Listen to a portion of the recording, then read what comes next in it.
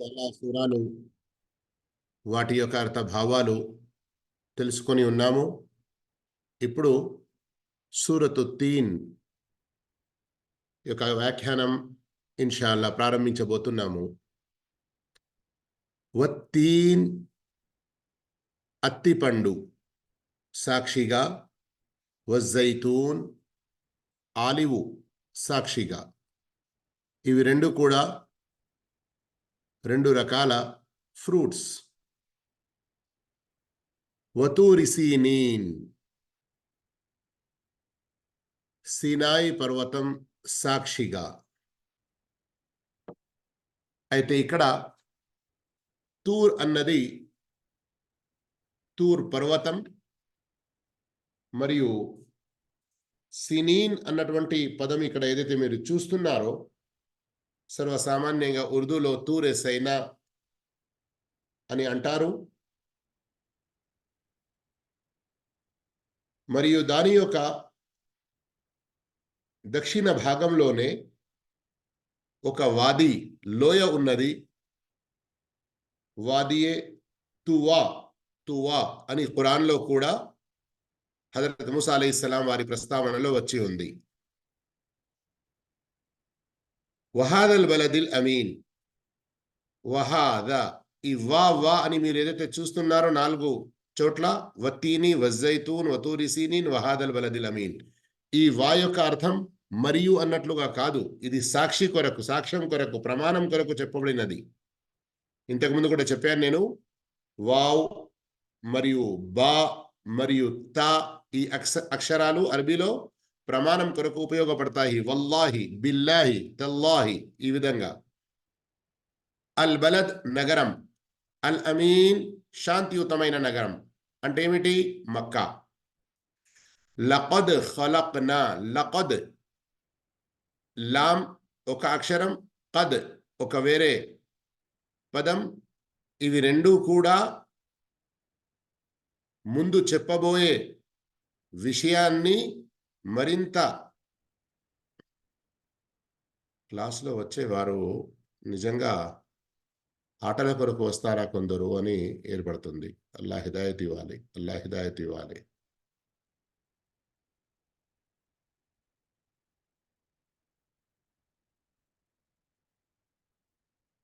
గుర్తుంచుకోండి, ఇట్లాంటి అనవసరమైన మధ్యలో డిస్టర్బెన్స్ చేస్తే ఈ పాపం మీకు తగులుతుంది. అల్లాతో భయపడాలి. మనిషి యొక్క సమయం అన్నది ఇలాంటి విషయాల్లో వృధా కావడం చాలా దురదృష్టకరం. ఇది అల్లా అందరికీ హిదాయత్ ప్రసాదించుగాక. తెలియకుండా జరిగిన వారితో అల్లా రబ్బుల్ ఆలమీన్ క్షమించుగాక. అల్లాహుతాలా అందరినీ కూడా మన్నించుగాక. మంచి పనులు జరిగే సందర్భంలో శైతాన్ వాడు ఖైదైనప్పటికీ మనలో ఉన్న శైతాన్ ఏదైతే చేయిస్తాడో అలాంటి చేష్టల నుండి కూడా అల్లా మనల్ని కాపాడుగాక. అందుకొరకు ఉదయం సాయంత్రం ఏ దువాలు మనకు నేర్పబడ్డాయో, అఊదు బిక మిన్ షర్రి నఫ్సి వ షర్రి షైతాని వ షరికిహి అని స్వయంగా ప్రవక్త సల్లల్లాహు అలైహి వసల్లం ఒక దువా నేర్పారు. నాలో ఉన్నటువంటి శైతాన్, నాలో ఉన్నటువంటి చెడు కోరికలు, నాలో ఉన్నటువంటి చెడు ప్రేరేపణలు, ఇవి నన్ను ఏదైతే పాపంలో పడవేస్తాయో అలాంటి వాటి నుండి కూడా ఓ అల్లా నీ శరణు కోరుతున్నాను. లఖద్ లా ఇది కూడా కొన్ని సందర్భాల్లో ప్రమాణం గురించి, మాటను నొక్కి చెప్పడం గురించి. ఖద్ అంటే నిశ్చయంగా, అనుమానం లేకుండా చాలా తాకీదుగా చెప్పబడే విషయం గురించి ప్రస్తావించడం జరుగుతుంది. ఖలక్నా మేము పుట్టించాము, అల్ ఇన్సాన మానవులను, ఫీ అహ్సని తక్వీమ్. అహ్సన్ అంటే ఇది హసన్ కంటే మరి ఎన్నో రేట్లు ఎక్కువ మంచితనాన్ని చెప్పడానికి ఉపయోగపడుతుంది. రజులున్ హసన్ అంటే, రజుల్ అంటే మనిషి, హసన్ అంటే మంచివాడు, మంచి మనిషి. కానీ ఎప్పుడైతే అంటామో రజులున్ అహ్సన్, ఆ మనిషి చాలా మంచివాడు. ఈ విధంగా అల్లాహు తఆలా మనిషి యొక్క పుట్టుక గురించి ఏమంటున్నాడు? ఎలా పుట్టించాడు మనిషిని? అహ్సన్, చాలా ఉత్తమమైన. అందుకొరకు ఇక్కడ తెలుగులో ఏమొచ్చింది? అత్యుత్తమమైన. తక్వీం ఆ మానవుని యొక్క ఆకృతి, అతని యొక్క స్ట్రక్చర్. ఈ మానవుని యొక్క స్ట్రక్చర్ ఏదైతే ఉందో, అతని యొక్క ఆకృతి ఏదైతే ఉందో, దానిని మేము అత్యుత్తమమైన ఆకృతిలో, అత్యుత్తమమైన రీతిలో సృజించాము. సుమ్మ మళ్ళీ అటు పిమ్మట రదద్నాహు రదద్నాహు మళ్ళించాము అతన్ని. రదద్నా మళ్ళించాము మేము, హు అతన్ని అంటే ఆ మనిషిని, అస్ఫల సాఫిలీన్. అస్ఫల అధము, అత్యంత పాతాళము, అధోగతి. సాఫిలీన్ సాఫిల్ ఏకవచనం, సాఫిలీన్ సాఫిలూన్ ఇది బహువచనం. ఎవరైతే ఆ అధోగతి పాలయ్యారో వారిని చెప్పడం జరుగుతుంది. మీకు గుర్తుందా మునాఫికుల గురించి అల్లాహ్ తఆలా సూరత్ నిసాలో ఏం చెప్పాడు? ఇన్నల్ మునాఫికీన ఫి దర్కిల్ అస్ఫలి మినన్ నార్. నరకంలోని అత్యంత కింది పాతాల అధోగతి పాలు చేసి వారిని తీరుతాము. అయితే ఇక్కడ అస్ఫల సాఫిలీన్ అంటే అధమాతి అధమ స్థానానికి మళ్ళించాము మానవుణ్ణి. అల్లాహు అక్బర్. అంత మంచిగా సృష్టిలోనే అహ్సన్ అత్యుత్తమ అని చెప్పిన తర్వాత మళ్ళీ అతన్ని అంత నీచమైన స్థానానికి మార్చడం. కానీ ఆ స్థానం నుండి ఎవరు కాపాడబడతారు? ఇల్లల్లదీన ఆమను అయితే విశ్వసించి, వామిలు స్వాలిహాత్ సత్కార్యాలు చేసిన వారు, ఫలహుం ఇలాంటి వారి కొరకు అజ్రున్ పుణ్య ఫలం ఉన్నది, గైరు మమ్నూన్. మమ్నూన్ అన్నదానికి రెండు భావాలుంటాయి.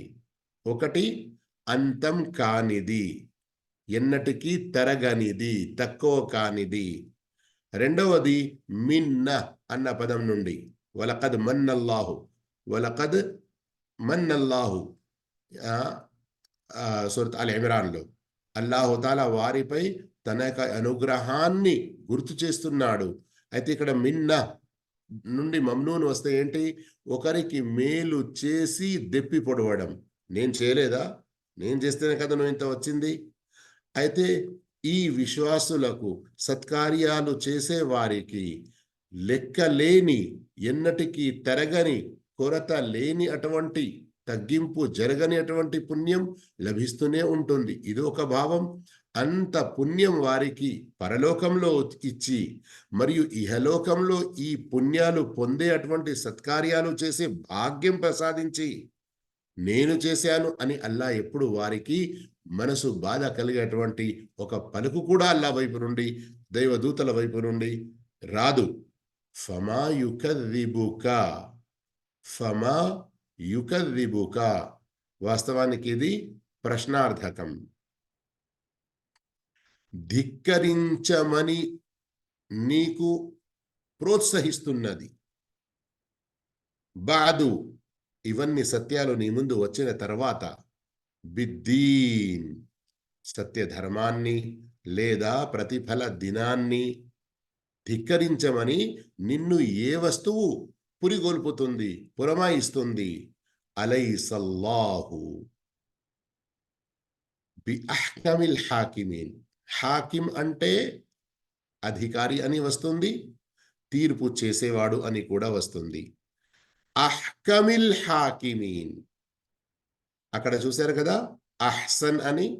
అదే రీతిలో ఇక్కడ కూడా ఏదైనా అధికారం చెలాయించడంలో, ఏదైనా మంచి తీర్పు చేయడంలో అత్యుత్తముడు ఎవరైతే ఉంటాడో వారిని అహ్కం అనడం జరుగుతుంది.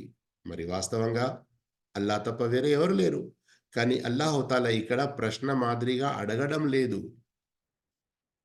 ఏమిటి? అల్లాహ్ అధికారులందరికంటే గొప్ప అధికారి కాడా? ఏమిటి? అల్లాహ్ తీర్పు చేసే వారిలో అందరికన్నా మంచి తీర్పు చేసేవాడు కాదా? అంటే ఇక్కడ ఎవరినో ప్రశ్నించడం కాదు, అల్లాయే ఉన్నాడు, దీనికి వేరే తిరుగు జవాబు లేదు, అల్లా కాకుండా వేరే ఎవరైనా ఉంటారని ఈ సత్యం మీకు కూడా తెలుసు, తెలిసి కూడా ఎందుకు ఆ అల్లానే ఆరాధించడం లేదు? సోదర మహాశివులారా, ఇందులోని ముఖ్యమైన పదాల యొక్క అర్థాలు చెప్పుకుంటూ సంక్షిప్త వ్యాఖ్యానం కూడా చెప్పేశాను. ఇక రండి, ఈ సూరాకు సంబంధించి కొన్ని ముఖ్య విషయాలు మనకు ఉన్నటువంటి బోధనలు తెలుసుకుందాము. ముందు విషయం ఇక్కడ గమనించాల్సింది సోదర మహాశివులారా, మొదటి 3 ఆయతులలో పండ్లు మరియు స్థలాల యొక్క ప్రమాణం మీరు చూస్తున్నారు కదా. అయితే వాస్తవానికి ఆ పండ్లు ఏ ప్రాంతంలో ఉన్నాయో ఆ ప్రాంతంలో ఏ ప్రవక్త వచ్చారో, మరియు తర్వాత 2 ఆయతులలోని ప్రాంతాలలో ఏ ప్రవక్తలు వచ్చారో ఆ ప్రాంతాలు, వాటి యొక్క సాక్ష్యం, వాటి యొక్క ప్రమాణం ఇక్కడ చేయడం జరుగుతుంది. వత్తీన్ వజైతూన్ ఇవి ఫలస్తీనా దాని చుట్టుపక్క ప్రాంతాల్లో చాలా ఎక్కువగా పండుతాయి. ఈ 2 పండ్ల విషయం చెప్పి ఫలస్తీనాను ఉద్దేశించి అక్కడ హజరత్ ఈసా అలైహిస్సలాం ఏదైతే వచ్చారో ఆ ప్రస్తావన ఉంది. తర్వాత తూరే సినీన్ అని, తూరే సైనా, సినాయి పర్వతం, అక్కడే వాదియే ముఖద్దస్, వాదియే తువా, ఇక్కడ మూసా అలైహిస్సలాం జీవితానికి సంబంధించి ఎన్నో సంఘటనలు జరిగి ఉన్నాయి. మొట్టమొదటిసారిగా అక్కడే ఆయనకు ప్రవక్త పదవి లభించినది. మళ్ళీ తర్వాత బనీ ఇస్రాయిల్ను ఫిరౌన్ వద్దకు పోకముందు ప్రవక్త పదవి లభించింది. ఫిరౌన్ వద్దకు వెళ్ళిన తర్వాత అవన్నీ అక్కడ చాలా సంఘటనలు ఉన్నాయి. ఫిరౌన్ మునిగిపోయిన తర్వాత ఇక బనీ ఇస్రాయిల్ను తీసుకొని ఏదైతే మూసా అలైహిస్సలాం గడిపారో వారితో వారు ఎన్నో రకాల ధిక్కారణలకు పాల్పడ్డారు. అయితే వారితో కూడా ఎన్నో సంఘటనలు ఈ ప్రాంతంలో జరిగాయి. మూసా అలైహిస్సలాం యొక్క చరిత్ర షేక్ సలీం జామే గారు చాలా చక్కగా తెలిపారు. మీరు తప్పకుండా ఆ వీడియోలు వినండి. వహాదల్ బలదిల్ అమీన్, మరియు ఈ శాంతియుతమైన నగరం మక్కా. మక్కా నగరంలో మన ప్రవక్త, చిట్ట చివరి ప్రవక్త, సర్వమానవాళికే కాదు జిన్నాతుల వైపునకు కూడా ప్రళయం వరకు వచ్చే వారందరి కొరకు ప్రవక్తగా పంపబడిన ముహమ్మద్ సల్లల్లాహు అలైహి వసల్లం పుట్టిన పెరిగిన అక్కడే ప్రవక్త పదవి పొందినటువంటి స్థలం మక్కా. మరియు దీనికి ఇక్కడ ఒక ప్రత్యేక బిరుదు ఏదైతే ఉందో దానిని అల్లా ప్రస్తావించాడు, శాంతియుతమైన. ఇబ్రాహీం అలైహిస్సలాం చేసిన దువా గుర్తొస్తుంది కదా, రబ్బి జఅల్ హాదల్ బలద ఆమినా, ఓ అల్లా ఈ నగరాన్ని నీవు శాంతియుతంగా చెయ్యు. మరియు ఈ నగరం శాంతియుతంగా కావడానికి ఇబ్రాహీం అలైహిస్సలాం యొక్క దువా హదీసుల్లో మరింత వివరంగా కూడా మనకు కనబడుతుంది.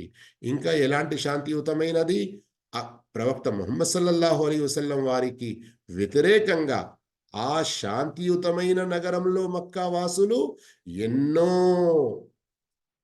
రకాల హింస దౌర్జన్యాలు చేశారు. కానీ అక్కడ ప్రవక్త సల్లల్లాహు అలైహి వసల్లం శాంతిగానే ఓపిక సహనాలతో జీవించారు. చివరికి 8 సంవత్సరాల తర్వాత, అంటే స్టార్టింగ్ నుండి చూసుకుంటే 21 సంవత్సరాల తర్వాత తిరిగి ఎప్పుడైతే సంపూర్ణ శక్తితో అల్లాహు తాలా దానిని జయించుకొని వశపరుచుకునే అవకాశం ప్రవక్త ముహమ్మద్ సల్లల్లాహు అలైహి వసల్లం వారికి అల్లా ప్రసాదించాడో అప్పుడు కూడా ఏ రక్తపాతం లేకుండా, ఎవరిపై ఏ కొంచెం దౌర్జన్యం లేకుండా ఎవరైతే కాబతుల్లా వద్దకు వచ్చేస్తారో వారికి శాంతియే శాంతి. వారు ఇన్ని సంవత్సరాల వరకు ఏ హింసా దౌర్జన్యాలు చేశారో అవన్నీ కూడా మాఫ్ చేయడం జరుగుతుంది అన్నటువంటి శాంతి సందేశం ఇవ్వడం జరిగింది. ఆ ప్రాంతం ప్రవక్త ముహమ్మద్ సల్లల్లాహు అలైహి వసల్లం ఎంతటి గొప్ప శాంతి సందేశాన్ని ఎక్కడి నుండి ఇచ్చారు? ఈ 3 ప్రదేశాలు. సోదర మహాశివులారా, సోదరిమణులారా, ఏదో చెప్పుకుంటూ పోతున్నాడు అని అనుకోకండి. శ్రద్ధగా అర్థం చేసుకునే ప్రయత్నం చేయండి. ప్రవక్తల్లోనే ఎంతమంది ప్రవక్తలైతే వచ్చారో, 1,00,000కు పైగా ప్రవక్తలు, 300లకు పైగా అందులో రసూల్, వారందరిలో కేవలం 5గురు ప్రవక్తలున్నారు. వారిని ఉలుల్ అజ్మ్, దృఢ సంకల్పం గల ప్రవక్తలు అని ఖురాన్లో చెప్పడం జరిగింది. అయితే వారిలో 3 ప్రస్తావన ఈ 3 ఆయతుల్లో ఉన్నది. మూసా అలైహిస్సలాం, ఈసా అలైహిస్సలాం మరియు ముహమ్మద్ సల్లల్లాహు అలైహి వసల్లం. ఈ ప్రాంతాల్లో వచ్చిన ప్రవక్తల ప్రమాణం చేసి వారి సాక్ష్యంతో అల్లా ఏం చెప్పాడు? లఖద్ ఖలక్నల్ ఇన్సాన ఫీ అహ్సని తక్వీమ్. అల్లాహు అక్బర్. సోదర మహాశయులారా, కేవలం ఈ ఒక్క ఆయత్కు సంబంధించి తఫ్సీర్ పెద్ద పెద్ద గ్రంథాలలో వచ్చిన విషయాలు చెబితే గంట సమయం కూడా బహుశా సరిపోదు. కానీ సంక్షిప్తంగా కొన్ని విషయాలు మనం తీసుకుందాము. అల్లాహు తాలా మనిషి యొక్క ఆకృతి, అతని యొక్క స్ట్రక్చర్ పరంగా చూస్తే మొత్తం సృష్టిలో, ఇంకా ప్రత్యేకంగా జీవరాశుల్లో, మొత్తం సృష్టి అంటే ఆకాశాలు, పర్వతాలు, నక్షత్రాలు, సూర్యచంద్రులు, మొత్తం సముద్రాలు అన్నీ వచ్చేస్తాయి, ఇంకా చాలావి కదా. కానీ కనీసం ఒక జీవరాశుల్లో చూసుకున్నా గాని మెడికల్ సైన్స్ ఇప్పుడు ఎన్నో విషయాలు రుజువు చేస్తుంది తన యొక్క పరిశోధన ప్రకారం. కానీ అల్లాహు తాలా 1400 సంవత్సరాల క్రితమే ఒకే ఒక్క ఆయతులో 4 పదాలలో లఖద్ ఖలక్నల్ ఇన్సాన ఫీ అహ్సని తక్వీమ్ అని ఎలా చెప్పాడో గమనించండి. ఆకృతి, మనిషి యొక్క తల, మనిషి యొక్క కళ్ళు, మనిషి యొక్క చెవులు, మనిషి యొక్క ముఖం, అతని యొక్క కాళ్ళు, చేతులు, కడుపు మరియు లోపల ఏవైతే ఆర్గాన్స్, అవయవాలు, ఇవన్నీ వాటి యొక్క పొందిక ఉత్తమమైన ఆకృతిలో ఎలా నిన్ను తీర్చిదిద్దాడు, మలిచాడు అన్న విషయాన్ని గమనిస్తే వాస్తవానికి చాలా చాలా ఆశ్చర్యపోతావు. ఇది బాహ్యంగా మనకు కనబడే అటువంటి ఆకృతి. కొన్ని అవయవాలు రెండు ప్రసాదించాడు, కొన్ని అంతకంటే ఎక్కువ, ఉదాహరణకు వేళ్ళు, కొన్ని ఒక్కొక్కటి ప్రసాదించాడు. వీటిలో ఉన్నటువంటి మర్మాన్ని, వాటి యొక్క ఉపయోగాన్ని గ్రహిస్తే చాలా విచిత్రాలు మనకు తెలుస్తాయి. అల్లా యొక్క గొప్పతనాన్ని చాటి చెప్పకుండా అతని యొక్క ప్రశంస, కేవలం అతని ఆరాధన వైపునకు ఇవి మనల్ని మళ్ళిస్తాయి. ఆరాధన కేవలం అతనిదే చెయ్యాలి అన్నటువంటి ఆలోచన కలుగజేస్తాయి, నిజంగా గనక మనిషి ఆలోచిస్తే. రెండో రకంగా ఒకవేళ మనం చూస్తే, మనిషికి అల్లాహు తాలా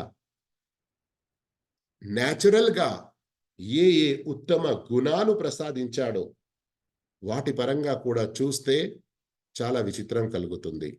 కానీ ఒక్కసారి మళ్ళీ తిరిగి రండి మీరు వెనక్కి.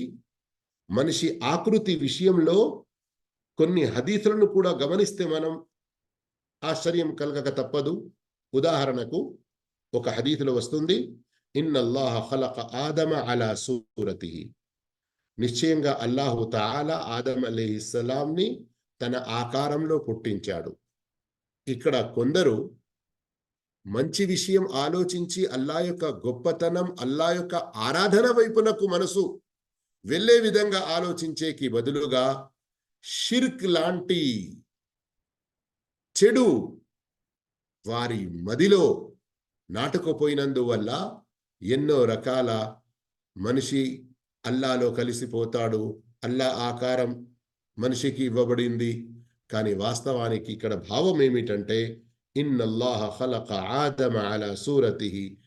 అల్లాహు తాలా తనకు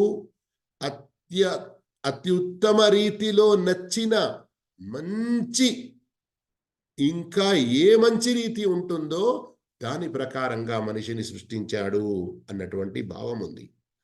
ఆ అందమైన ఆకారాన్ని ఇక్కడ ప్రస్తావించడం అసలు ఉద్దేశం ఈ బుఖారీ ముస్లింలో వచ్చినటువంటి హదీస్ ద్వారా. మరొక విషయం ఇక్కడ గమనించండి. అది బోధనల్లో లాభాల్లో చెప్పాలి, కానీ నేను ఇక్కడే చెప్పేస్తున్నాను, శ్రద్ధ వహించండి. ఏంటి? ఏ మనిషి ఎలా పుట్టాడో, ఒకవేళ ఎవరికైనా 2 కన్నులకు బదులుగా ఒకే కన్ను ఉంది, లేదా ఎవరికైనా ఒకే కన్ను అంటే ఇక్కడ ఉద్దేశం అతను చూడలేకపోతున్నాడు, ఏదైనా ఒక కాళ్ళ విషయానికి వచ్చేస్తే ఏదైనా అందులో మలికెబడి లేదా నడవడానికి సరిగా అతడు సామాన్య మనుషులు నడిచే విధంగా నడవడు. ఇట్లాంటి కొన్ని ఏదైతే మనం అవయవాల పరంగా లేదా కొన్ని రీతుల్లో ఒక లోపం లాంటిది చూస్తామో, వాస్తవానికి మనం అతని ఆ లోపాన్ని ప్రస్తావించి మనం అతనికి ఇబ్బంది కలగజేయకూడదు అన్నటువంటి విషయం కూడా మనకు హదీత్ ద్వారా తెలుస్తుంది. ఎలా? గమనించండి ఈ హదీత్ని. అల్లాహు అక్బర్. మరియు ఈ హదీత్లో ఉన్నటువంటి వేరే కొన్ని భావాలను కూడా చాలా శ్రద్ధగా గమనించండి. ఏమిటి ఆ విషయం? ఇక్కడ ఉంది. నేను ఈ హదీత్ మీకు చూపించాలనుకుంటున్నాను. ప్రామాణికమైన హదీత్ ఇది. ముస్నద్ అహ్మద్లో వచ్చి ఉంది.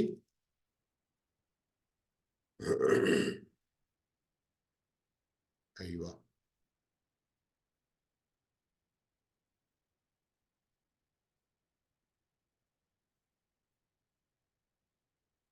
షరీద్ బిన్ సువైద్ అంటున్నారు, ప్రవక్త సల్లల్లాహు అలైహి వసల్లం తకీఫ్కు సంబంధించిన ఒక వ్యక్తి వెనుక కొంచెం పరుగెత్తారు. హర్వల ఫి అథరిహి, వెళ్ళి అతను ధరించిన తొడిగినటువంటి బట్ట ఏదైతే ఉందో పట్టుకున్నారు. మళ్ళీ చెప్పారు, ఇర్ఫా ఇజారక్, నీ యొక్క ఈ వస్త్రం, నీ యొక్క ఈ బట్టలు చీల మండలానికి కిందిగా ఉన్నాయి, నీవు దీనిని కొంచెం పైకి లేపుకో అని. చూస్తున్నారా, వింటున్నారా? చీల మండలానికి కిందిగా తొడగకూడదు ప్రత్యేకంగా పురుషులు అన్నటువంటి విషయం ఎంత ప్రాముఖ్యతగా కనబడుతుందో ఇక్కడ. ప్రవక్త సల్లల్లాహు అలైహి వసల్లం కొంచెం దూరంలో చూసిన వ్యక్తిని సామాన్య నడకతో కాకుండా కొంచెం పరుగెత్తి అతని దగ్గరికి వెళ్ళి పట్టుకొని అతనికి చెప్పారు.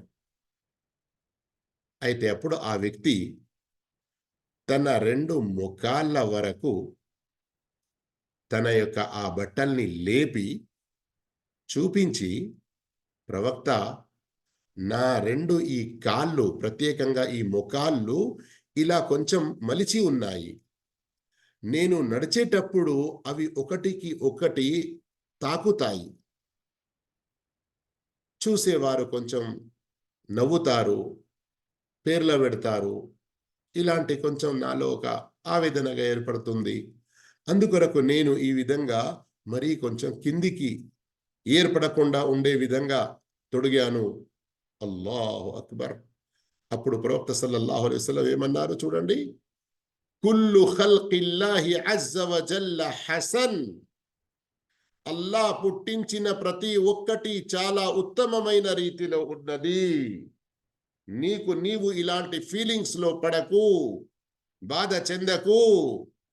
అయ్యో, నా బిడ్డ కొంచెం నల్లగా ఉంది, ఏదైనా సంబంధం వస్తుందో రాదో అని ఏదైతే కుమిలిపోతూ ఉంటారో, అయ్యో నా బిడ్డ యొక్క ముఖంలో ఈ పండ్లు కొంచెం పైకి వచ్చేసాయి, ఎవరైనా చేసుకుంటారో లేదో అన్నటువంటి భయంతో జీవితం గడుపుతూ చాలా ఆవేదనగా ఉంటారో, ప్రవక్త సల్లల్లాహు అలైహి వసల్లం ఇచ్చిన ఈ శుభవార్తతో సంతోష వహించండి.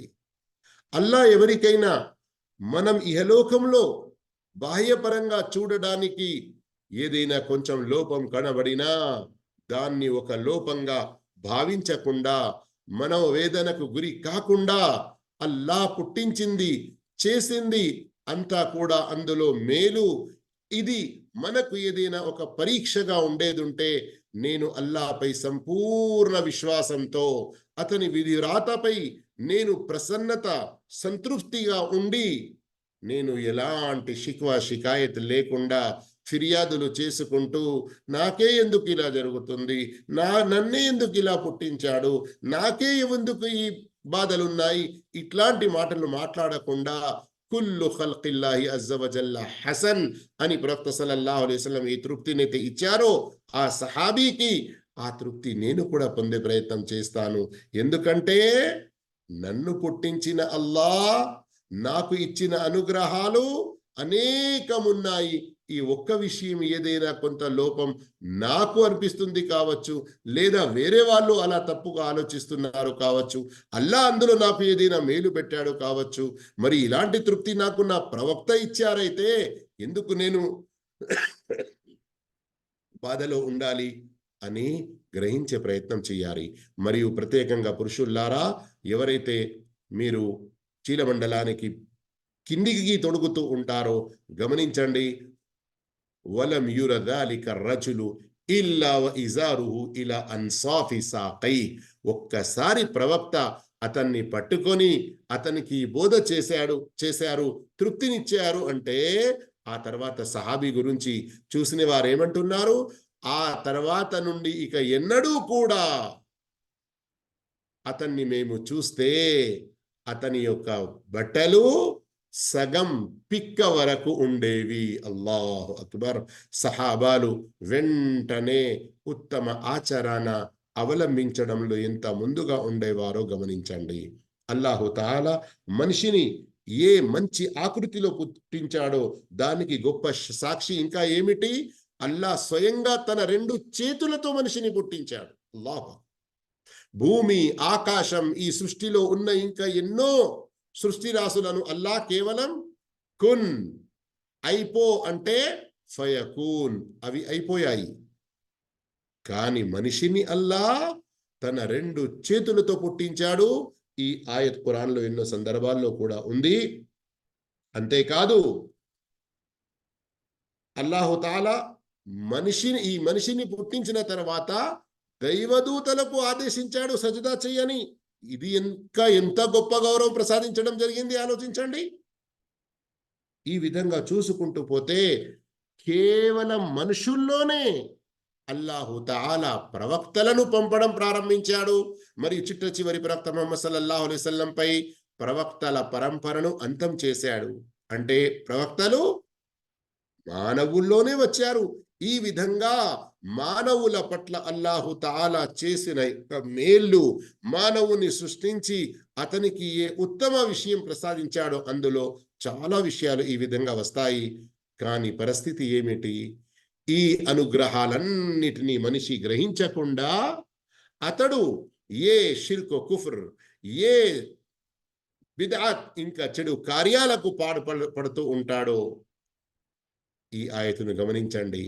అటు పిమ్మట అతన్ని అధమాతి అధమ స్థానానికి మళ్లించాము.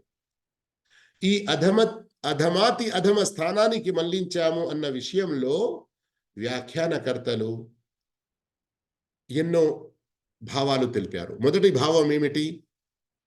మొదటి భావం, మనిషి పిల్లవాడిగా పుట్టి యవ్వనంలో చేరి మంచి శక్తివంతుడై ఆ తర్వాత మళ్ళీ వృద్ధాప్యానికి వస్తాడు. వృద్ధాప్యంలో కూడా మరింత ఒక ముందు దశకు ఎక్కడికి చేరుకుంటాడంటే దాని ప్రస్తావన ఖురాన్లో ఎన్నో సందర్భాల్లో అల్లాహు తాలా చేశాడు. ఉదాహరణకు సూరతు నహల్లోని ఈ ఆయతును గమనించండి. అల్లాహు తాలా అంటున్నాడు,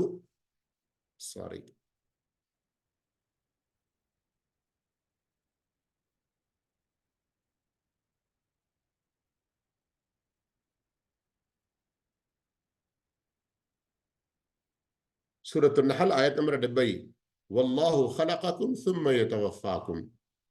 అల్లాహ్ మిమ్మల్ని అందరినీ పుట్టించాడు, మరి ఆయనే మీకు చావునిస్తాడు. వమిన్కుం మన్ యురద్దు ఇలా అర్దలిల్ ఉముర్. మీలో అత్యంత దుర్భరమైన వయస్సుకు చేర్చబడేవారు కూడా కొందరుంటారు. అన్నీ తెలిసి ఉండి కూడా ఏమీ తెలియని స్థితికి వారు చేరుకుంటారు. అందుకొరకు ఏం చెప్పడం జరుగుతుంది? పిల్లలు, వయోవృద్ధులు ఒకే రకంగా అయిపోతాయి. అల్లాహు అక్బర్. కొన్ని సందర్భాల్లో మనం చూస్తాము, ఎలాగైతే పిల్లవాడు అతని చేతిలో ఉన్న ఏదైనా వస్తువు తీసుకుంటే ఎలా తొందరపడతాడో, ఆశగా ఉంటాడో, నాకు కావాలి అని ఏడుస్తాడో, మనిషి వృద్ధాప్యంలోని చాలా ఈ దుర్భరమైన స్థితికి చేరుకున్న తర్వాత కూడా అతనిలో ఇలాంటి విషయాలు పెరిగిపోతాయి. కోపం, ఆవేశం ఎక్కువైపోతుంది. నాకు నాకు సరియైన విధంగా సేవ చేయట్లేదని, లేదా నాకు కావలసింది నాకు ఇవ్వట్లేదని భావిస్తూ వారు ఓపిక సహనాలను కోల్పోయేటువంటి ప్రమాదం కూడా ఏర్పడుతుంది ఎందరో జీవితాల్లో. అంటే మనిషి యొక్క వయసు పరంగా ఏ మార్పులు వస్తాయో వాటిని గురించి ఇక్కడ ప్రస్తావించడం జరిగింది. ఒక భావం ఇది. మరియు వ్యాఖ్యానకర్తల్లో ప్రఖ్యాతిగాంచిన ఇమాం తబ్రీ రహమహుల్లా దీనినే ఇష్టపడ్డారు. మరొక భావం ఇందులో వస్తుంది, వేరే వ్యాఖ్యానకర్తలు తెలిపారు. అదేమిటి? అల్లాహు తాలా మనిషిని ఇంత మంచి ఆకృతిలో, మంచి స్వభావం, న్యాచురల్ పై అన్ని మంచి గుణాలు ఇచ్చి మంచి రీతిలో పుట్టించినప్పటికీ మనిషి వాటిని సరియైన రీతిలో వాటిని ఉపయోగించుకోకుండా ఏం చేస్తాడు? క్యారెక్టర్ పరంగా చాలా చెడ్డ స్థితికి అతను దిగిపోతాడు. ముఖ్యంగా ఎలాంటి స్థితి అంటే, ఒకవేళ న్యాయం వైపునకు చూస్తే వదులుకొని అన్యాయం, దౌర్జన్యానికి దిగిపోతాడంటే అక్కడ తన బుద్ధి జ్ఞానాలను ఏమాత్రం ఉపయోగించకుండా, తనకు ఏ లాభం లేకున్నా గాని, తనకు ఏ అవసరం లేకున్నా గాని దౌర్జన్యం అనేది చేస్తాడు. ఉదాహరణకు మనం జంతువులే కాదు, మృగ జంతువులను చూస్తాము. అవి ఏ సందర్భంలో మనిషిపై అటాక్ చేస్తాయి? 2 సందర్భాల్లో శ్రద్ధ వహించండి. ఒకటి, ఉదాహరణకు పాము లాంటి జంతువులు, మీరు వెళ్తూ ఉంటారు, పక్క నుండి అవి వెళ్తూ ఉంటాయి. కానీ మనిషి నాకు ఏదైనా అపాయం కలుగజేస్తాడో ఏమో అన్నటువంటి భయం ఎప్పుడైతే వారికి కలుగుతుందో, నాకు అతని నుండి నష్టం జరిగేకి ముందు నేనే అతనికి ఏదైనా నష్టం చేస్తాను అని.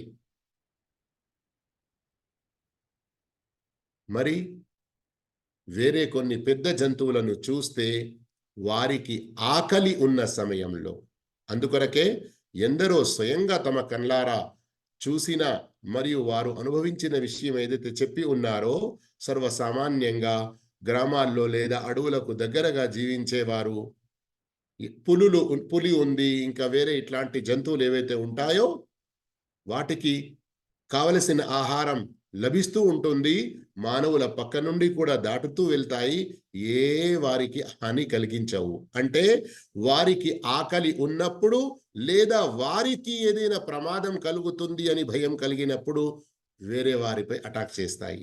కానీ ఈ మనిషి ఇంతటి బుద్ధి జ్ఞానం గలవాడు, ఈ రోజుల్లో బాంబులు వేసి పిల్లలను చంపి ఇంకా ఏ రకంగా దౌర్జన్యం చేస్తున్నాడో, అందులో అతనికి స్వయం ఏదైనా లాభం కలుగుతుందా, ఏదైనా అవసరం ఉందా?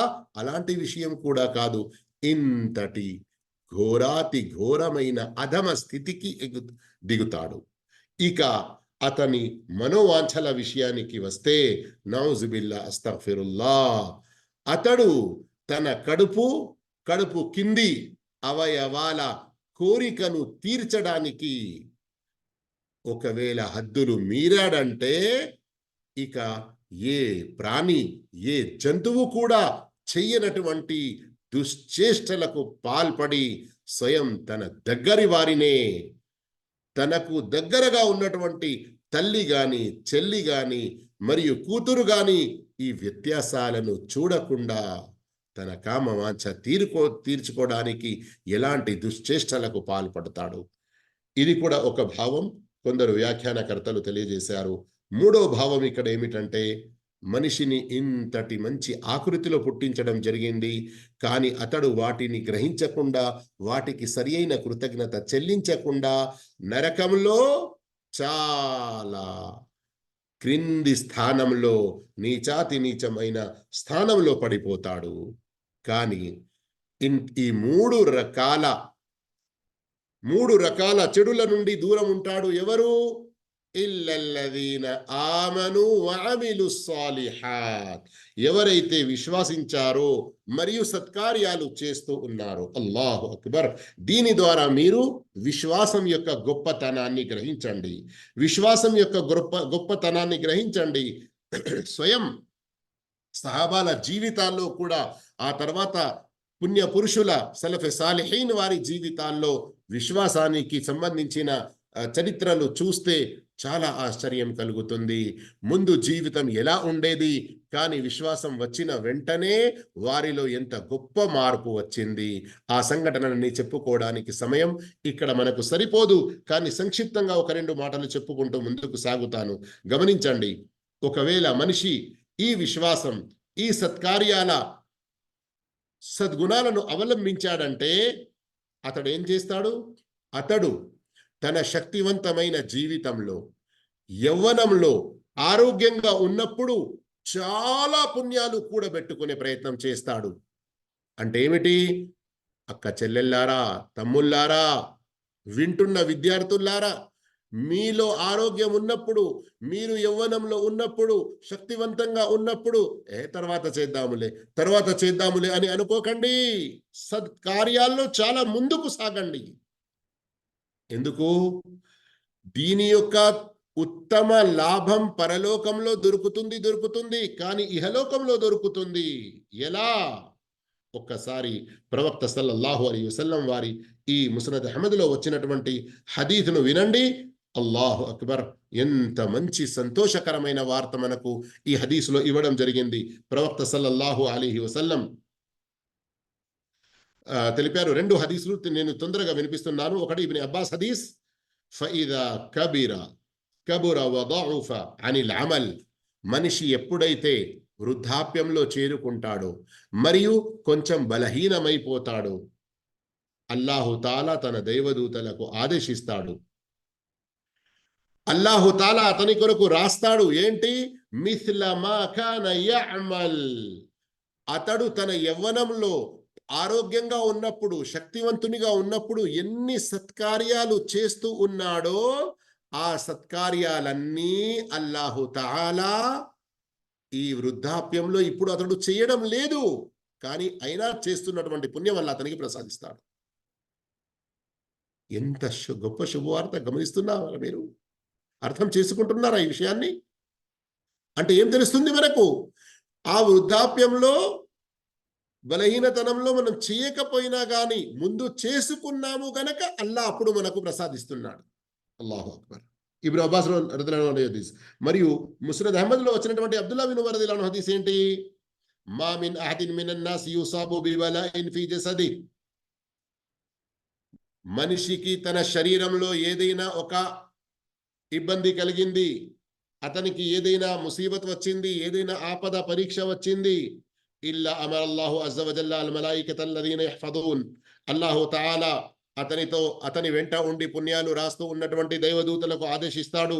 ఉక్తుబు లి అబ్ది ఫీ కుల్లి యౌమిన్ వలైల మా కాన యఅమలు మిన్ ఖైరిన్ మా కాన ఫీ విదాఖి, ఈ మనిషి ఎప్పటి వరకైతే ఆరోగ్యంగా శక్తివంతంగా ఉండి ఏమేమి పనులు చేశాడో రాత్రి పగలు, ఇప్పుడు అతడు ఈ రోగానికి, ఈ ఇబ్బందికి గురి అయినందువల్ల చేయలేకపోతున్నాడు కదా, రాత్రి పగలు అంతా ఆ పుణ్య కార్యం చేస్తున్నటువంటి పుణ్యాలు అతని కొరకు మీరు రాయండి.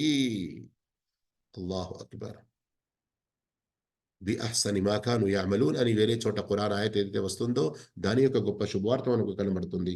అందుకొరకే సోదరులారా, అన్ని రకాల చెడులకు దూరంగా ఉండి, పాప కార్యాలకు దూరంగా ఉండి, పుణ్యాల్లో చాలా ముందుగా ఉండే ప్రయత్నం చేయండి.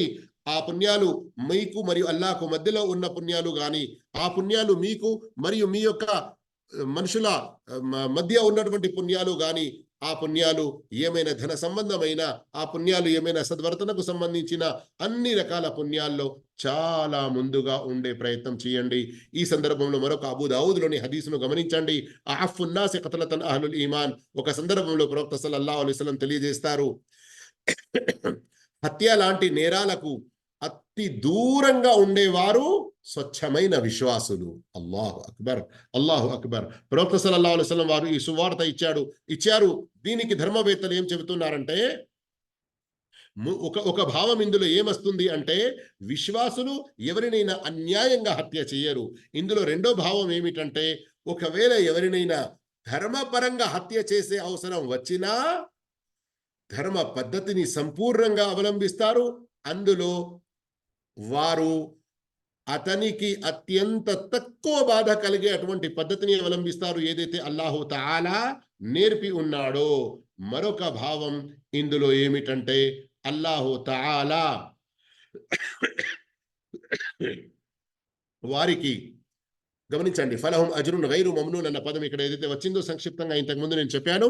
అల్లాహు తాలా వారికి లెక్కలేనన్ని పుణ్యాలు ప్రసాదించి పరలోకంలో వారికి ఏ అవమానకరమైన శిక్ష ఉంటుందో దాని నుండి రక్షణ కల్పిస్తాడు. అందుకొరకే సోదర మహాశివులారా, ఎల్ల వేళల్లో మనం విశ్వాస మార్గాన్ని, సదాచరణ మార్గాన్ని అవలంబించాలి. ఫమా యుకద్దిబుక బఅదు బిద్దీన్. ఇంతటి విషయం, సత్యం మీ ముందు ఉన్న తర్వాత ఇక ఏ విషయం మిమ్మల్ని అల్లాహ్ నుండి, అల్లాహ్ యొక్క సత్య ధర్మం నుండి, పరలోక దినం నుండి తిరస్కరించడానికి పురిగొల్పుతుంది? ఇక్కడ ఒక చిన్న విషయాన్ని గమనించండి, శ్రద్ధ వహించండి. ఏంటి? ఇప్పుడు మీరు చూశారు, అల్లాహు తాలా మనిషిని మంచి రీతిలో పుట్టించాడు. కానీ కొందరు తమ యొక్క చెడు కార్యాల ద్వారా ఏ పాపాలకైతే గురి అవుతున్నారో, అధమ స్థానానికి చేరుతున్నారో, అధమ స్థానం నుండి దూరం ఉండే వారు ఎవరు అన్నది కూడా ఇక్కడ తెలుపడం జరిగింది. దీని ద్వారా స్పష్టంగా తెలుస్తున్నది ఏమిటి?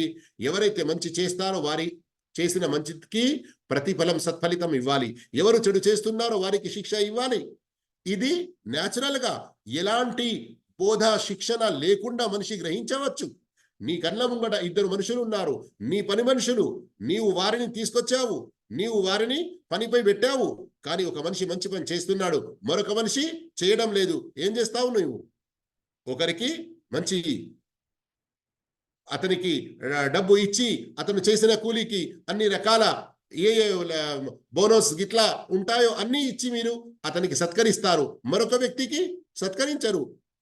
అతను ఏదైనా మీ పని పాడు చేస్తే ఇంకా అతన్ని మీరు శిక్షిస్తారు. అవునా కాదా?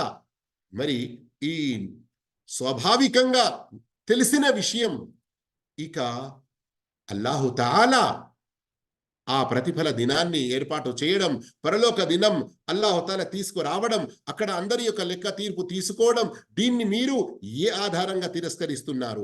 ఏ విషయం మిమ్మల్ని తిరస్కరించడానికి పురిగొల్పుతుంది? అలైసల్లాహు బిఅహ్కమిల్ హాకిమీన్. అల్లాయే అందరికంటే ఎక్కువ గొప్ప అధికారి మరియు ఉత్తమ తీర్పు చేసేవాడు. ఈ విషయం కూడా చాలా స్పష్టమైనది. అలాంటి ఆ అల్లాహ్ ఆ పరలోకాన్ని తప్పకుండా తీసుకొస్తాడు. అంటే ఈ సూరాలో మనకు 3 విషయాలు తెలిసాయి కదా. ఒకటేమిటి? అల్లా 3 విషయాల ప్రమాణం చేసి మనిషి గురించి తెలిపాడు.